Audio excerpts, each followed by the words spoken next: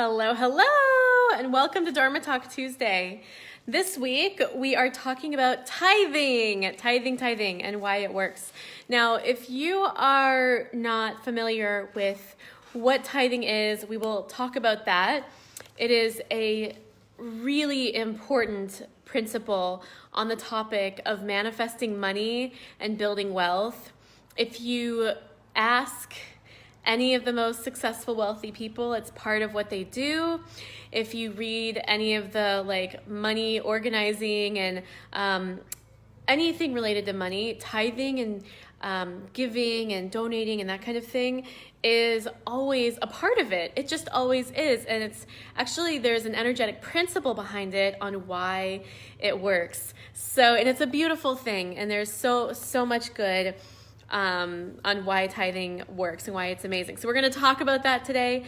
The reason we're talking about it is because here on Dharma Talk Tuesday, we talk about all the principles of Dharma. So my company is the Dharma Circle, and the reason is because Dharma isn't just about career or manifesting money, even though that's the main area that I teach in, specifically in building your business from a place of purpose and a place of being aligned with you, not someone else, with you. And the Dharma Circle is all about all aspects of your life and being whole and complete and balanced in all aspects of your life. So tithing brings us to a next level in that conversation. They're doing construction across the street, so I'm just going to get up and shut this door because it's very noisy. 1 second. Shutting the door. And we're in the Dharma Talk Tuesday chair, as always. So if you know what tithing is, or if you tithe, please comment in the thread below. I would love to know what your experience is with tithing. Maybe you have no idea what tithing is. That's okay too. I didn't know for a long time, so there's nothing wrong with that. So I would just love to know where your mindset is at, what your understanding of this is, and just comment in the thread right now. What does tithing mean to you, and do you do it? How's it going for you? Let's start a conversation about it. So go ahead and comment below. And as you're doing that, I'm just going to go in and say hi. So we've got Lena. Hi, Lena. Hi, Giselle. Hi, Tracy. Hi, Stephanie. Hi, Judy. We've got Sarah. Ari, what's up? Chandra. All right. Yes, cool. Giselle says, I love this topic and needed the reminder. Carol says, tried it and nothing happened. Also, I guess this is recorded, or how long is this talk? Yep, this is my weekly Dharma Talk Tuesday, Carol. Thanks for joining us. It's recorded and it's found on the page after it's over. Tracy, what's up? All right, cool. Okay, so Carol says, tried it and nothing happened, and I totally get that too. So we will be talking about all of these things. Tithing, if you're not aware of what it is where you give 10%. Give isn't actually the proper word, which I'll get into in a second, but just for the purposes of this conversation, it's where you give 10% of what you make, your income, what you earn, to where you are spiritually fed. It's where you give 10% of what you earn income-wise to where you are spiritually fed. And for a lot of people, that's like the temple or the church. It's some kind of religious or spiritual institution where they donate that money to.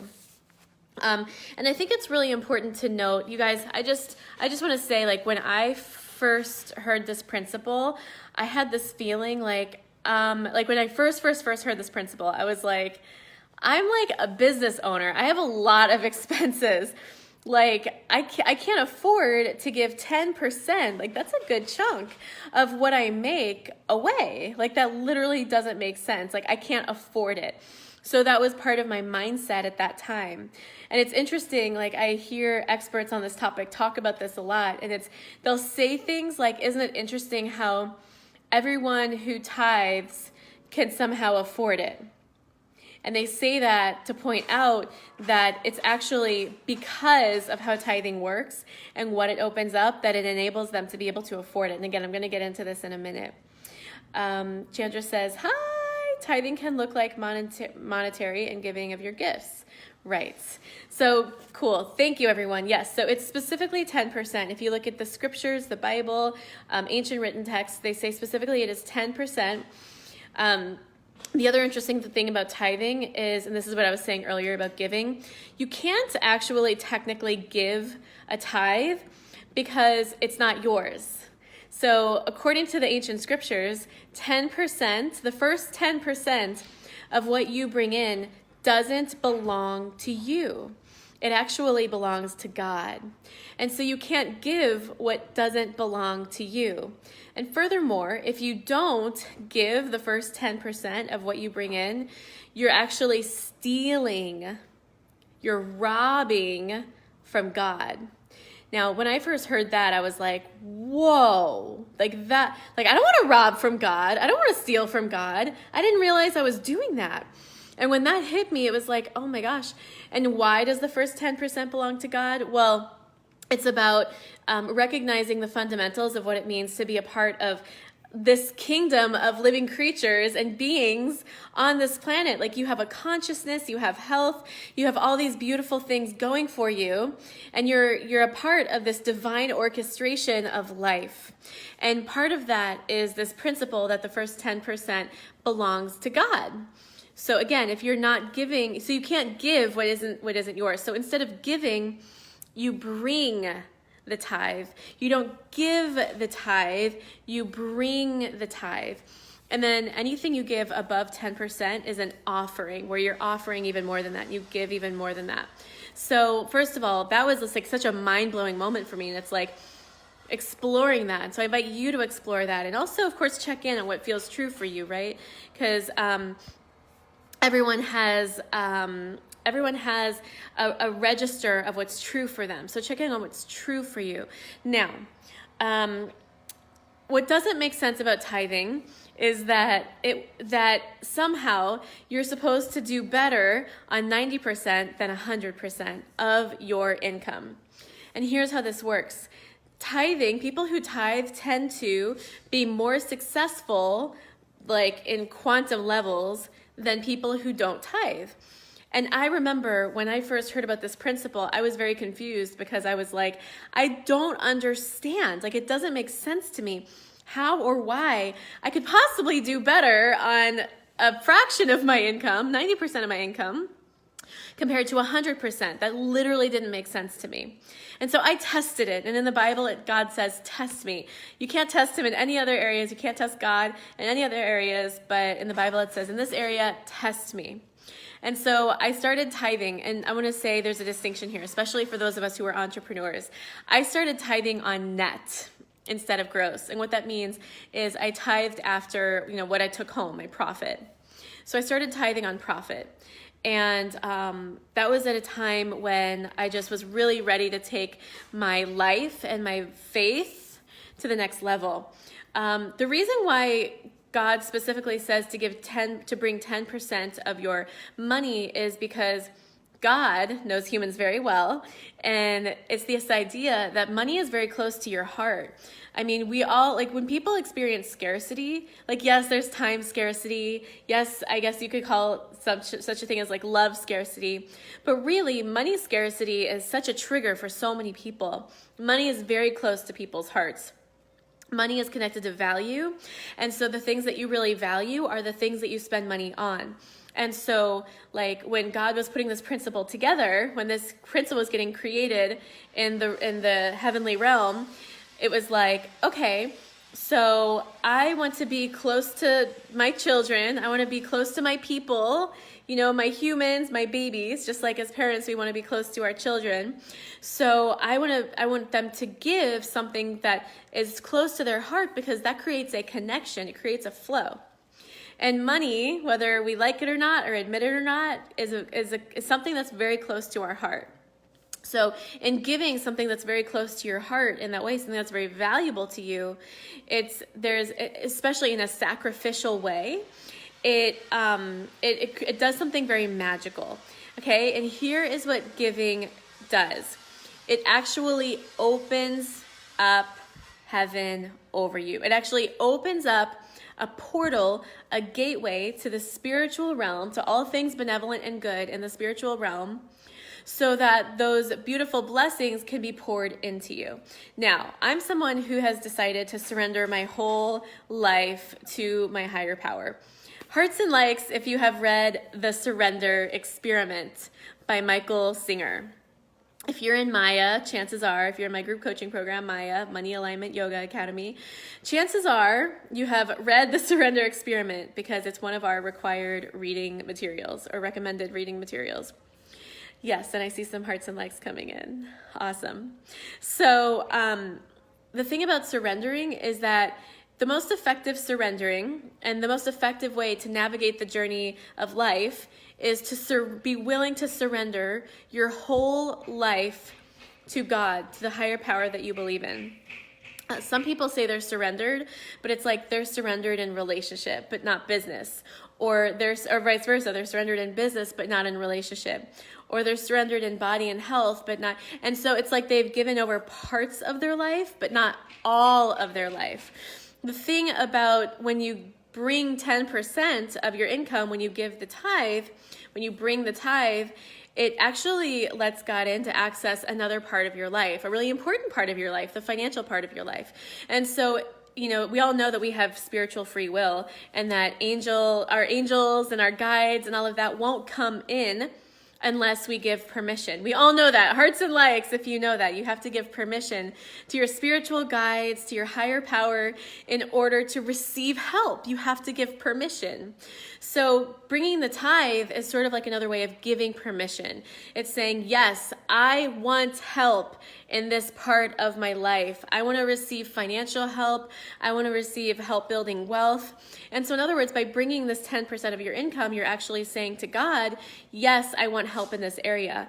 And so that action is 1,000 times more powerful, maybe more than that, than just saying I want help. It's actually that action that it literally opens the portals of heaven and the benevolent spiritual realms over you to allow God and your higher powers and your angels to come in and intercede and create exceptional, incredible, miraculous situations in your life. And what that looks like is meeting exactly the right person in exactly the right way at exactly the right time.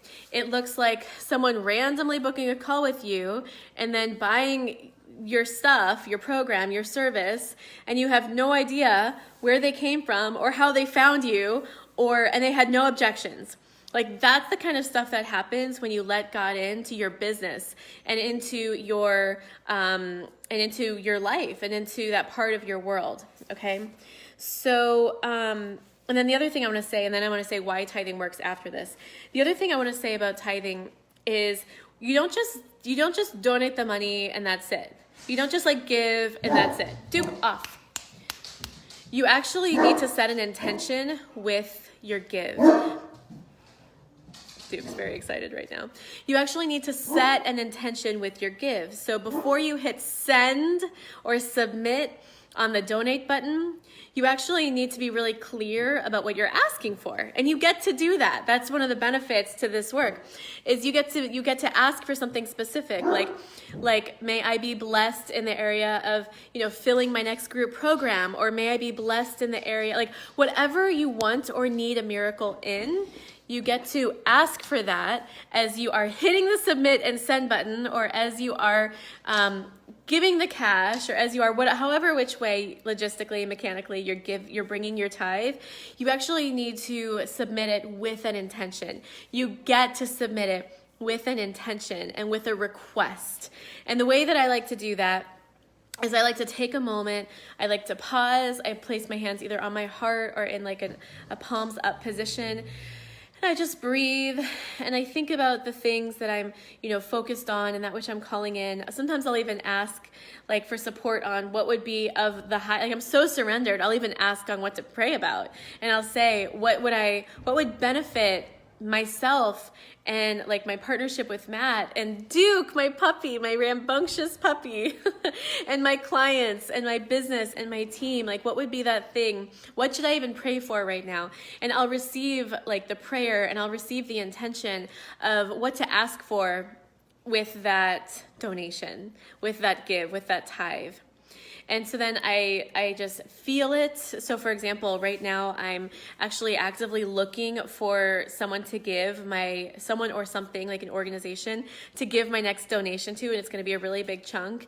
And like, that actually helps my manifesting too, because if I know I'm giving 10% of this windfall of income that's coming in this month, then it helps my manifesting of focusing on that stretch of how much I'm calling in for this month, because I'm not actually focused on the total of what I'm calling in for this month. I'm focused on the 10% chunk, because I know that 10% is 10% of a bigger total, and that 10% is going to some very blessed person or organization that needs and wants and is worthy of that level of support.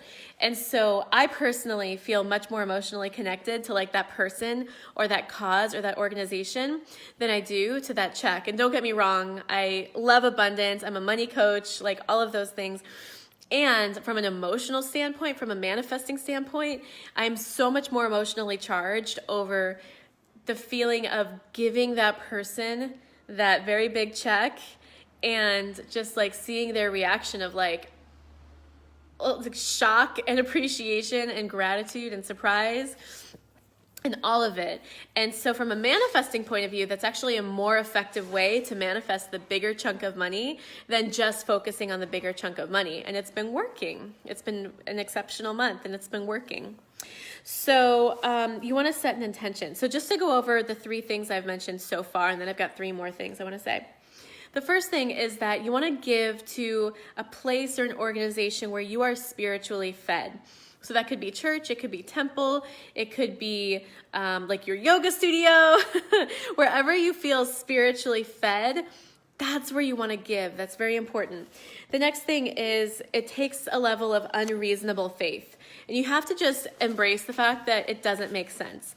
Like, so I'm going to go into why tithing works in just a second, but there's nothing reasonable about tithing. It doesn't make any sense. It works on esoteric, energetic principles that are not logical in the natural realm, and you have to just embrace the fact and get that it doesn't make sense, and you need to be okay with that and that level of faith.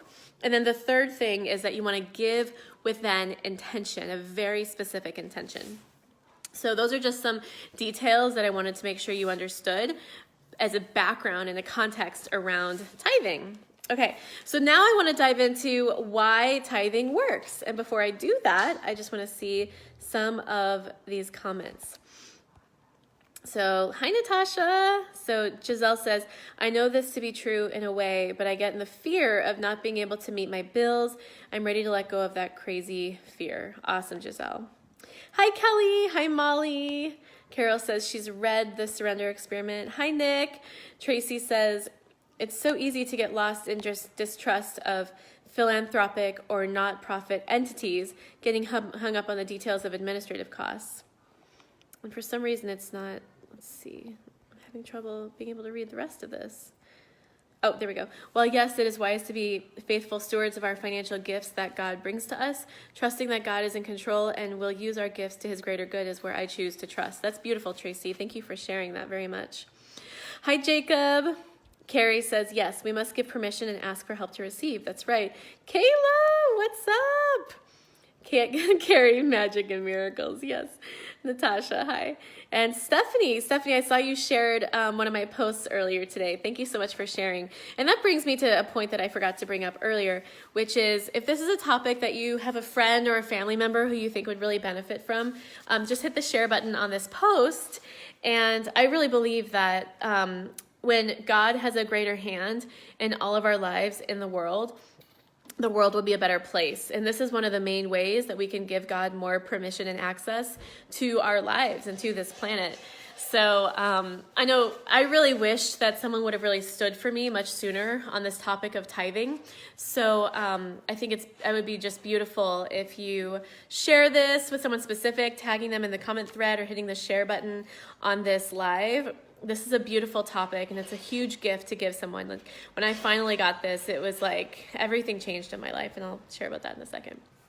Okay, so let's talk about why tithing works. Okay, so the first thing is Tithing works because it operates under the principle of it's really important that we give out the thing that we want the most. So if you want time, you need to give time. If you want love, you need to give love. If you want money, you need to give money.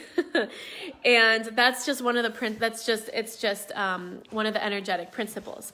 So everyone wants money, and especially if you're like an entrepreneur and you've got ambitions and you've got a growing thing and you've got some big risks and things that you've been taking, like that's the time when I give the most. Like when I'm up against it and I have a big miracle that I'm calling in and I'm like, oh my God, I need another level of miracle right now. I'll tithe above the 10% I'm already tithing. At that point, it's an offering. It's not a tithe anymore. I'll offer above the 10% I'm already offering because I need another level of miracle. Like I'll give even more than I otherwise would. And what it does, again, it opens the portal for God, for the universe to come in and just create tweaks, the right person in the right place at the right time. Someone hears your message in a certain way. You get an idea planted in your head that is just the right idea. And it just opens the portal for that stuff to happen so that you can receive miracles. Okay? The second reason why tithing works is because, I already said this, it opens the gates of heaven over you. Okay, so imagine like if you're not surrendered, if you have not given your life to God, to the universe, if you haven't just said, hey, like I'm surrendered, I trust you, guide me. If you haven't done that yet, then what that means is you're operating out of your own will. You're operating out of your own logic. And quite honestly, that's a very risky and dangerous place to operate. And I used to operate in that for the majority of my life. And I called myself spiritual. And I had my angel cards. And I had, my Oprah Super Soul Sunday. And I'm not saying this in a judging way. I'm just saying this is authentically what I did. And I even would have conversations with God and say thank you and stuff like that. But I wasn't actually surrendered because I didn't feel like I had a personal relationship with someone who I could surrender to. And when I started to have a more personal relationship with God, it was like I felt more comfortable giving over that level of trust and that level of surrendering. And money is a part of that. And there has to be this fundamental belief in you that when you surrender that part of your life, that you will receive blessings in exchange for that. It's like when you so I like to operate from having a need for God all the time. Like every morning I'm like, God, I need you. I can't do this myself. I've created a life where I stretch every single day and it's unreasonable every single day. And I create something from nothing every single day. And it makes no sense. None of it makes any sense. Nothing about entrepreneurship makes any sense, you guys. And a lot of you are entrepreneurs, and that's why I'm speaking into that right now. So if you're an entrepreneur and you're trying to control and logic your way through life and through your business, just know you are fighting a very challenging and uphill version of this battle. And it doesn't have to be that hard. You are making it very hard on yourself. Instead, when you're in co-creation and collaboration and you're dancing with the universe and you invite God in to actually help you, you open yourself up to receive miracles. And if you want to take that to the next level, if you really want to start to receive a windfall of blessings in your life, it's very important that you're obedient to the principle of bringing 10% of your income to where you are spiritually fed. Okay, I'm obviously very passionate about this. Another reason why tithing works is because it creates a karmic debt. And what I mean by this is that the universe abhors a vacuum. And so when you take money out of your account and you're putting it somewhere else with that intention of receiving blessing, you create a vacuum in your life and in your account that needs to get filled. And the reason why the intention piece is so important is because that piece could get filled by anything. So Carol, I heard you say tithing didn't didn't work, you need to ask yourself, like, did I set an intention and a blessing over this tithe? Like, did I tell the universe what I needed help with? Was I humbled and surrendered in being open and looking up at where I was receiving that support? Was I being open? I mean, receiving is a whole other part of this, you know, like a lot of people are really good at giving, but then you get to get better at receiving. And like I literally, my friends make fun of me, but I literally say things like, I receive that all the time, because it's important to be in the habit of receiving just for moments like this. Because when you create a karmic debt by bringing your first 10% of your income, you create a vacuum for God to come in and fill it with blessings and miracles. And then of course, what correlates from that is if you give more, if you bring even more and you give another level of offering, then you're creating another level of vacuum to be filled with that many more miracles. Isn't this exciting? When I finally started testing this out, you guys, it was so exciting. So I'll just share my own testimony with you, my own results. Okay, so the first time I started tithing, I had my first $30,000 month. So that right there, and it was like, I didn't know that I could make $30,000 cash in a month. So that happened the first time I started tithing, and that was when I was on net. But what I discovered was when I was tithing on net, I experienced some up and down, and I experienced inconsistency. It was like I was kind of experiencing the benefits of tithing, but not the full benefits. And I also discovered that, like, for example, one time I was feeling really frustrated about some sales that weren't going the way that I thought they would go. And so I felt frustrated, and I felt God say, you know, tithe. And I went from not having any sales in the door. And this is so crazy, you guys. I submitted my tithe, and I didn't even know, like, I wasn't connected to the time, but the time ended up being 2:22. And at 2:22, I received a receipt in my inbox for the tithe, and I received a sale from that product at the same time at 2:22. So trippy. It was so awesome. So then I was like, I wonder what happens if I start tithing on gross. And what that means is like before I, take out my expenses. And then I started tithing on gross, and then I started to receive consistent levels of income at $25,000, $30,000, $35,000 a month and more. And it had never dropped below again. And it started to be consistent. And I had never experienced that before. So not in a consistent way, like it had been kind of inconsistent, if that makes sense. And tithing was really the thing. Tithing on 10% gross was the thing that, again, that like, it didn't make any sense. It literally was not logical, but like people would start booking calls with me. People would just randomly, like someone randomly bought something on my website that I forgot was even there. It's like little things like that start to happen, and God starts to make these little connections and openings. And like that's what starts to happen in your life. You get the promotion you didn't expect. Like all kinds of interesting things start to happen because now God has permission to intercede and support you in your life and in your business. Giselle says, I have never heard it explained this way. Thanks millions. You're welcome. Tracy says, yes. I'm glad you're feeling me, Tracy. Carol says, is a lawsuit settlement income, even if the IRS doesn't count it? Yes, I admit there may... Oh, I'm getting a little notification. Yes, I admit there may have been a missing piece. It's been a while. So is a lawsuit settlement income? I would say yes, Carol, but my intuition on that is yes, that it does count. For example, like, when, this is like kind of a little bit different, but like, this is like my space and like I pay for it. And then when Matt comes home, because Matt moved in with me, and when he comes home and gives me, some of the money to pay for rent, like I actually tithe on that. And so like I take 10% of that. So like so if anything, I err on the side of tithing extra. Like I don't try to like God knows everything. He's watching everything. You can't fool God.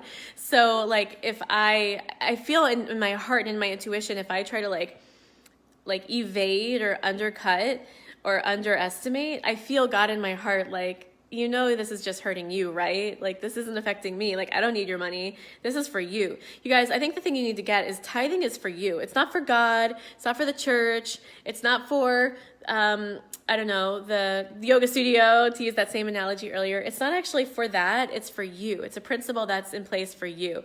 So if you find yourself hedging and hawing around deciding what's worth tithing and what's not, that's something that's actually going to backfire on you. So like I said, I actually err on the side of giving a little bit extra if I'm not very good at math. And so like, if I'm not sure about 10%, I'm like, I'll go extra above because that's only going to help. Marie Hudson, hi, glad this is resonating. Oh my gosh, Brita. Hello, Angel. Carrie says, love you and thank you. You're welcome, Carrie. Hi, Gretchen. Giselle says, any income, gifts, etc., anything monetary received, tithe 10%. Yep. Marie, so much wisdom. Oh, I'm so glad this resonates. Well, that pretty much sums up everything I wanted to talk about with regards to tithing. I would just say, you know, the Bible says, God says, test me in this. So I would just say, test it, see what happens with you. Like I said, I've had just really miraculous results and testimony in my experience. I remember doing an offer at an event, and this is a pretty like vulnerable, honest story. I did an offer at an event and nobody said yes. And it was really embarrassing. And then I went back to my room and I prayed and I was like, God, I really need your help here. So I'm like expecting God to give me this phrase of like, oh, like do this to your repitch and like tweak my words. And he's like, go give 20% to the church that you go to. And I was like, or not 20%, $200 rather. He was like, go give $200. And you guys, I was in a position where I had a lot of expenses at that time because I was freaking throwing an event and it was $12,000. And so he's like, go give $200. And I'm like, I literally owe $12,000 right now. Like, this is crazy. And some events cost hundreds of thousands of dollars, but for me, like a $12,000 event was like kind of stretchy at that time. And he's like, go give $200 to your church. And I'm grumpy and I'm like a child throwing a tantrum and I'm like, fine. And so I go to my computer, I pray over my tithe, I hit the submit button, I go and give $200, I go back into the room, I do my repitch, and I went from a 0% close rate to a 100% close rate. And I made $57,000 in that day. Not even at that event. I even made more than that at that event. But just in that day, I made $57,000 just from letting God in. I mean, that makes $200 seem like nothing, doesn't it? But the gap is that you have to have the faith. And I had the faith that with $200 and being obedient, that I could trust God to show up. So I'm like, okay, I'll do $200. So obviously I had no problem paying my $12,000 bill because $57,000 more than covered it. And I share this with you because I think sometimes we need to hear this testimony and this vulnerable sort of just understanding and these stories of what's possible when we have that level of faith and obedience. So Tracy says, totally agree. If we hold back from tithing, think about how disappointed God must feel in our distrust. I agree, Tracy. I'm hearting that. Let's see. Giselle says, this makes me excited and ready to recommit in faith and tithe 10%. That's beautiful, Giselle. I'm so happy to hear that. Carrie says, yeah, he just gave me that message through you tonight. Oh, and I get to state my intention with my tithe. That's where I'm headed now. Oh, thank you for sharing that, Carrie. Marie says, Julie, that is so powerful and beautiful. Thank you for that acknowledgement, Marie. I really appreciate that. I'm so happy that I'm inspiring you all to make these choices. And I really feel now it's like I've gotten so comfortable with Duke. Oh, thank you. Oh, thank you. He says hi. I've gotten so comfortable. Like, you guys, giving 10% used to be so uncomfortable and stretchy for me, like some of you have asked about.